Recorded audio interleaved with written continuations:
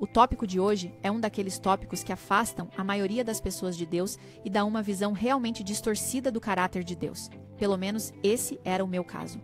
Eu não conseguia imaginar um Deus de amor que, primeiro, permitisse o sofrimento no mundo e, pior, que punisse aqueles que não lhe obedecessem, torturando-os e queimando-os por toda uma eternidade. Para mim, isso não era justiça, isso era crueldade, e eu não podia aceitar um Deus de amor que fizesse isso. Foram essas ideias que me tornaram ateia, e a compreensão correta dessas ideias foi o que me ajudou a acreditar em Deus novamente. E é isso que vou compartilhar com você hoje. Primeiro, precisamos começar com o entendimento de que Deus é amor. Mesmo que não seja fácil para nós entender pelo que vemos no mundo ou até mesmo em algumas partes das Escrituras, devemos tomar isso como ponto de referência. Outro ponto de referência está em 2 Pedro 3,9. O desejo de Deus é que ninguém pereça, mas que todos se arrependam e encontrem a salvação em Cristo. Portanto, com esses dois pontos de referência, vamos direto ao assunto. Em Mateus 10:28, aprendemos que Jesus acreditava no inferno. O que não está claro nessa passagem é o que ou quando exatamente é o inferno. Aprendemos que o inferno não acontecerá até o fim dos tempos. Portanto, ali mesmo ficamos sabendo quando. João 5:28-29 fala sobre duas ressurreições. A primeira, a ressurreição da vida, e a segunda, a ressurreição da condenação.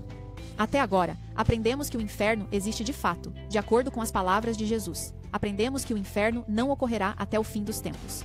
E que haverá duas ressurreições. Continue a colocar essas coisas na sua mente. Em breve, poderemos juntar todas essas passagens. E tudo fará sentido. Onde fica o inferno? Essa ideia de que o inferno está localizado no centro da Terra é um mito moderno. Em Apocalipse 29 e em 2 Pedro 3,7, aprendemos que o inferno acontece bem aqui na Terra. A Bíblia é consistente. Da mesma forma que aprendemos na última lição que quando morremos, deixamos de existir. A doutrina do inferno tem de ser coerente com essa ideia. O que acontece com as pessoas que vão para o inferno? Vamos dar uma olhada em 3 passagens. Ezequiel 18:4 diz que a alma ou a pessoa que pecar morrerá. Romanos 6:23 diz que o salário do pecado é a morte. E Apocalipse 20:14 diz que isso que fala sobre o fogo do inferno é a segunda morte. Em todas essas passagens que falam sobre os pecadores, disse que a pessoa que pecar morrerá, não queimará para sempre no inferno. Malaquias 4:1-3 diz que os ímpios se transformarão em cinzas. A Bíblia é clara: o fogo do inferno destruirá os iníquos. A intenção de Deus não é que os iníquos vivam para sempre, nem mesmo sofrendo no inferno. Na verdade, isso nem mesmo é possível. A vida eterna é apenas para aqueles que aceitam a Cristo. Deus não concederia a vida eterna àqueles que rejeitam a Cristo, nem mesmo no inferno. Quem tem o Filho tem a vida. Quem não tem o Filho de Deus não tem a vida. 1 João 5:12. Em Ezequiel 28:18, aprendemos que o destino do diabo e de seus anjos é o mesmo que o destino dos ímpios. Eles se transformarão em cinzas. Deus não daria autoridade ao diabo para liderar o inferno e torturar as pessoas para sempre. Eles serão eliminados da existência. O inferno existirá para limpar o mundo de todos os vestígios de pecado. Deus não tem interesse em manter uma pequena parte do universo como uma fossa eterna, onde os ímpios sofrem por toda a eternidade. Mas há partes da Bíblia que parecem dizer exatamente isso. E vamos dar uma olhada nessa passagem agora mesmo. Apocalipse 14:11 diz que a fumaça do seu tormento sobe para todo o sempre, e não tem repouso nem de dia nem de noite os que adoram a besta e a sua imagem, nem aquele que recebe o sinal do seu nome. Outro é Apocalipse 20:10, e o diabo que os enganava foi lançado no lago de fogo e enxofre, onde estão a besta e o falso profeta, e de dia e de noite serão atormentados pelos séculos dos séculos. Essas são difíceis. Como podemos conciliar essas passagens? Elas parecem dizer exatamente o oposto do que tenho ensinado até agora. Ao diabo, seus anjos e as pessoas iníquas se tornarão cinzas ou serão atormentados para todo o sempre. Para responder a isso, precisamos ler 4 versículos da Bíblia. Primeiro, 1 Samuel 1:22. Ana, porém, não subiu, pois disse a seu marido: quando o menino for desmamado, então o levarei, para que apareça perante o Senhor e lá fique para sempre. Ana havia feito uma promessa a Deus de que, se algum dia tivesse um filho, o daria para servir ao Senhor. Quando seu marido estava indo ao templo, ele perguntou se deveria levar o bebê, e ela respondeu que, depois que ele fosse desmamado, ela o deixaria ir e ele serviria ao Senhor para sempre. Mas em 1 Samuel 1:28 aprendemos que Samuel só serviu ao Senhor enquanto viveu. Samuel não está lá servindo a Deus ainda hoje.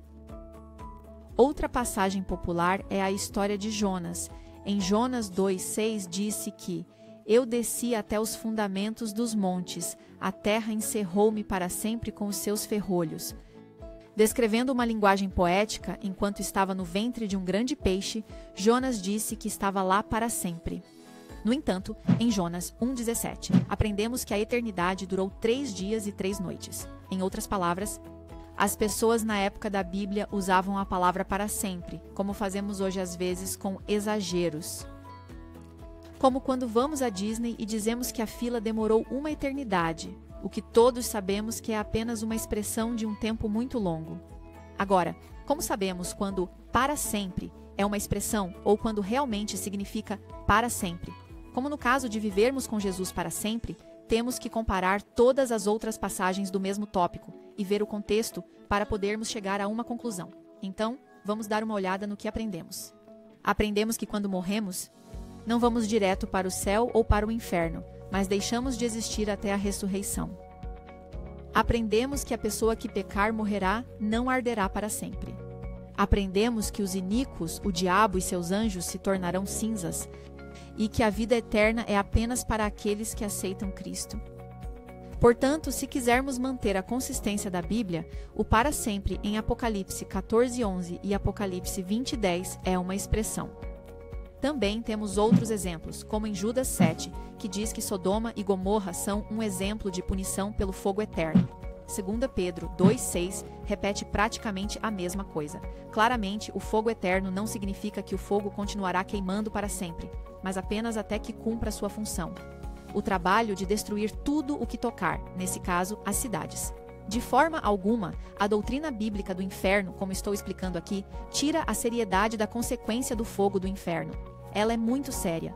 O fogo do inferno destruirá tudo em que tocar. Mas, como você pode ver agora, o inferno não é um lugar, mas um evento. Ele acontecerá quando tudo tiver terminado. Todos terão sido julgados, e o fogo do inferno descerá para a terra, destruindo todas as pessoas iníquas.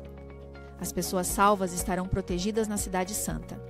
Mas o mesmo fogo que destrói os iníquos também restaurará a terra, a beleza que ela tinha antes da queda, e Jesus habitará conosco aqui mesmo. Agora entendo o inferno em termos totalmente novos.